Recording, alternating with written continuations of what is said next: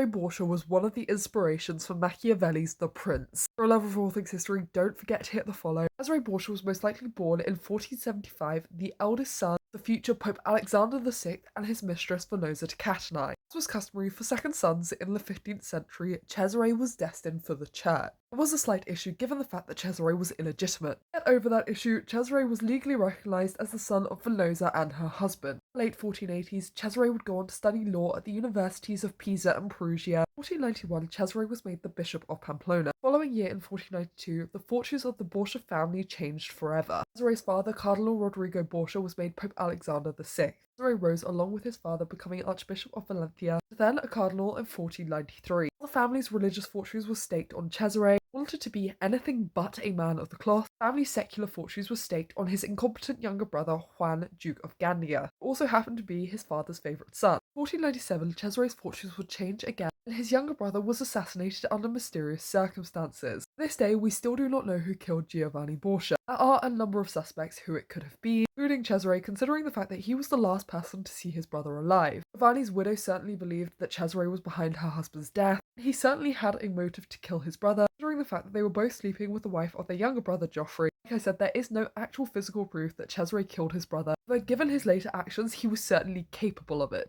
On the 17th of August 1498, Cesare took off his cardinal hat for the last time. On the same day, he was granted the Dukedom of Valentinois by King Louis XII of France. On the 10th of May 1499, Cesare would go on to marry Charlotte of Albret, who was the sister of the King of Navarre, and together they would have one daughter, Louise Borgia. Like his brother Giovanni, Cesare would prove to be an extremely capable soldier. He would go on to carve out a domain for himself in Italy known as the Dukedom of Romagna. During these conquests, Cesare would gain his reputation for depravity and violence. On one occasion, he had the 16-year-old Lord of Faenza drowned. On another occasion, he had the husband of his sister Lucrezia assassinated by his henchmen while he was recovering from a previous assassination attempt. In Cesare's defense, he did claim that Alfonso had tried to kill him with a crossbow from a window whilst he was recovering. As I'm sure you can imagine, not many people believed him. I think now you can understand why many people blamed him for the death of his brother. After the death of his father in 1503, Cesare lost the protection of the papacy and quickly lost control of his land. Between 1504 and 1506, Cesare was imprisoned by King Ferdinand II of Aragon. However, he was successfully able to escape in 1506 and fled to the lands of his brother-in-law King John of Navarre. Cesare was killed in an ambush on the 11th of March 1507, then stripped of all his possessions, including a mask which he wore over his face.